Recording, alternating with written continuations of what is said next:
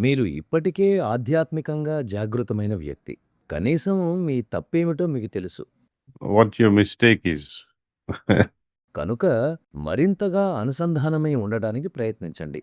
ప్రియతమునితో ఈ సాన్నిహిత్యానికి లేదా అనుసంధానానికి ఒక పరిమితి అంటూ లేదు.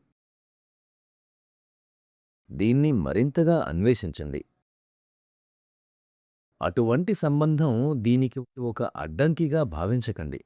ఎవరినైనా పరిపూర్ణంగా ఏ విధంగా ప్రేమించాలో తెలుసుకునేందుకు మన ప్రియమైన వారితో ఇది ఒక ప్రయోగం. పరిపూర్ణ ప్రేమ అంటూ ఏమీ లేదు. కానీ మనం ఆ రంగంలో కూడా ఎవరినైనా పరిపూర్ణంగా ప్రేమించటం ఎలాగో తెలుసుకునేందుకు మరింత ప్రయత్నించాలి.